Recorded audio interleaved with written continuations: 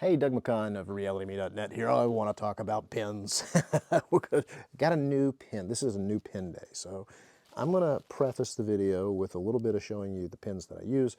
Then we're going to, about 2 minutes in, we're going to get into the pins that I just got. So if you want to skip ahead to the 2 minute mark, 2.5 minute mark, somewhere in there, you'll see the actual thing we're talking about. I thought it was important though that we preface this with, I'm a fountain pen guy. And here's my little thing that holds 4 fountain pens.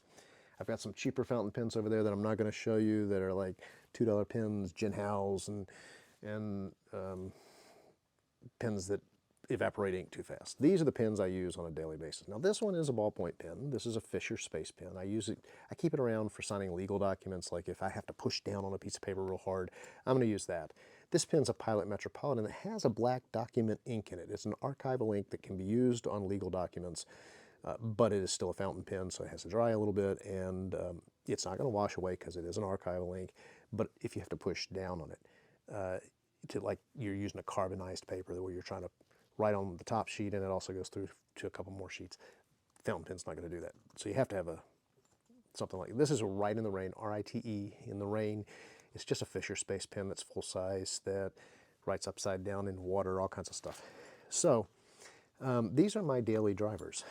This was my first fountain pen, which is a Pilot Metropolitan, and it's got a steel nib, and the thing I like about it is that I was able to buy a cartridge for it, a converter for it. A converter takes cartridges you plug in, you use them, you throw them away. And part of the reason I got into fountain pens was I was tired of throwing trash, these disposable pens into the trash and filling landfills. So I use these converters, which allow me to suck up ink and from a bottle, and it just feels better to me from an environmental standpoint. Plus, you can change the colors of the inks out. There's technical issues for why I don't do that. I actually get one pen, kind of find an ink I like in it, and color code it to that.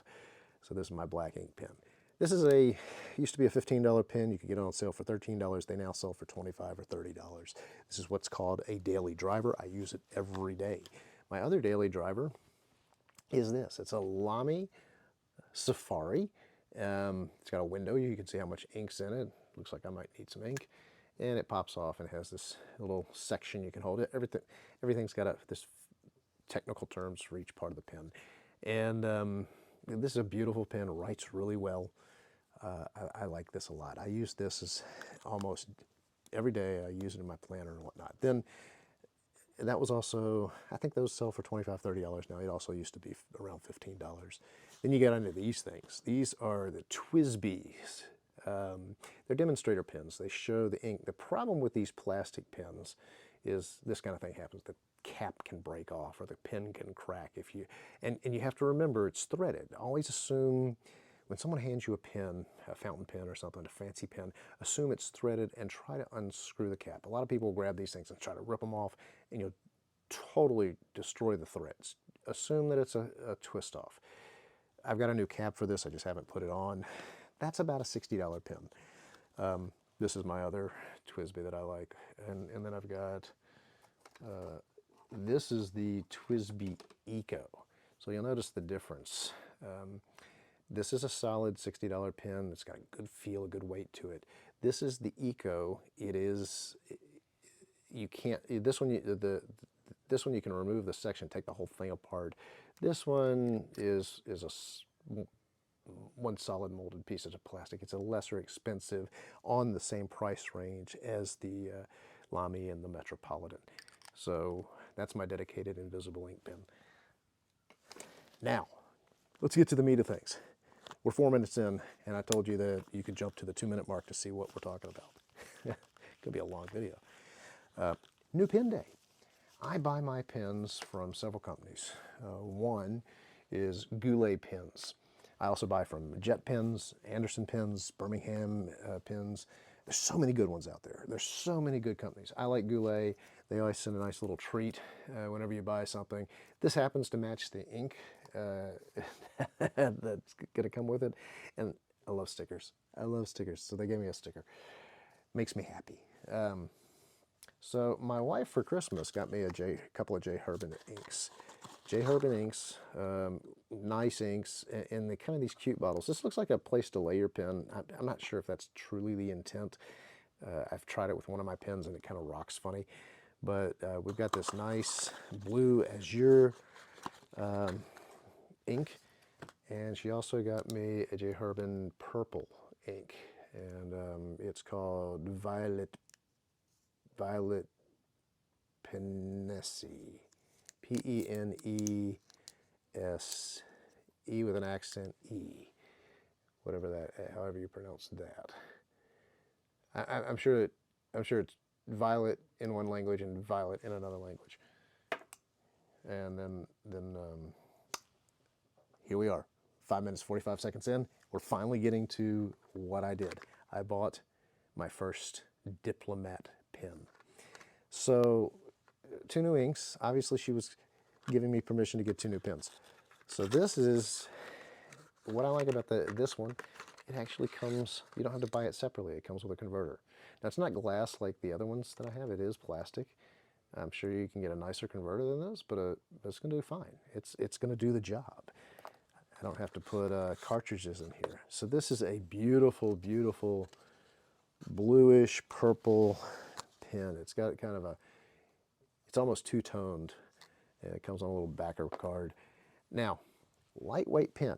I'm going to put this pen on the same level as this. I haven't written with it yet, but I'm betting it's going to perform and feel similar to the Lamy. Now, the Lamy's got some good weight to it.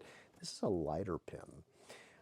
It's at it was a $25 price point, I think, $25, $30. And that's part of the reason I put it on par with the Lamy Safari. Now, I didn't know if it was, now it's got a window where you can see the ink, very similar to what you're doing with the Lamy Safari. And I didn't know if it was pull-off or not. So I sat here, I actually pulled it out of the box to look at it earlier, and I spun it and spun it. It was just spinning. The worst thing that's going to happen is the section's going to come off. So this is actually a snap-off. So you are going to take it and give it a little pressure, and it's going to come right off like that. So there's their logo on the fennel, I believe is how you say that. And then this is the section. And the section is just like the Lamy. It's kind of got a flat spot there and there. It's almost like they modeled this a little bit on the way the Safari works. And now, pen people will call this posting, where you take the cap and post it on the end. I don't like doing that to my pens because I don't want to scratch up the ends of it. Some people do it because their pens, they want a little extra length. This one's fine for me. I'll be honest, the section feels a little small in my hand. Where, you know, if I'm holding the Lamy Safari, I've got, the grip feels a little bit better. And let's see, so I mean, there's a whole centimeter more section on this than there is on this dainty thing. But I think I'm going to like this a lot. It does have a steel nib, and I think I got an extra fine, yeah, EF. It says EF on here. That's an extra fine tip. So I'm going to, the challenge with an EF is that you're going to get some fine detail. So in my planner, I'm going to be able to write really small notes, but you're not going to get a lot of variation in the line and in the flow of the ink. This one we're going to put some ink in and try it out here in a second. Again, about a $25 pen. The other one, ooh, okay, so these Twisbys live at a $60 price point. And again, nice weight, they feel good. I like writing with them. But I've already got 2 Twisbys and an Eco.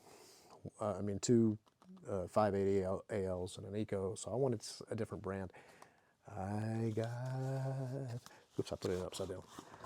I got a Monteverde. Check this out. Nice green packaging. Slides out into this faux leather box. You got to appreciate when you get a pen that's packaged like this, you know that the care was put into the pen also.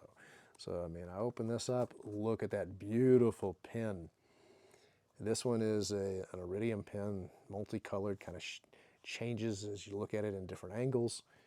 And this has a really good feeling weight in the hand. It's a solid pen. Inside of this, there's a little tab here. We can pull this up. Nice. And inside of it, they've provided 2 cartridges. I'll use these up and then probably throw them away. I'm hoping there's a converter in there. That was supposed to come with a converter. It's got some instructions in here. There's nothing underneath the instructions. I'm not going to pull those out. All it's saying is that how to use a threaded converter, how to use a push-in converter, and how to use the ink cartridges themselves. So now let's get to the actual pen. The pen itself, again, anytime you get a fountain pen, someone hands you their fountain pen, assume that the cap does not pull off. If this is threaded and you grab it and yank it apart, you're going to rip the threads and hurt the pen. It's got the Monteverde logo on the finial. This is the cap. This looks quality. It doesn't, it doesn't look like it's going to break off like the TWSBI I showed you. Really good solid pen. So let's assume that it twists off. We're going to twist, and it is indeed threading off. And look at that. It is a threaded cap. So I'm glad I did not pull on that cap. Oh God, that's beautiful. So now the section is smooth. So you can hold it any way you want. It's not like the Diplomat and the Safari where it's got the flattened sides. There's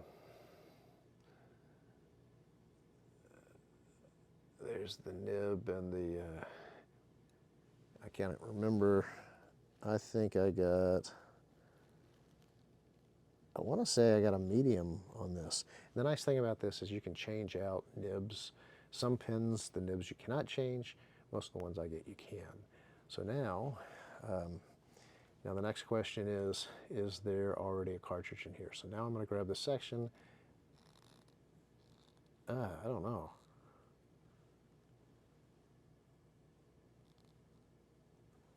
I'm going to read the instructions.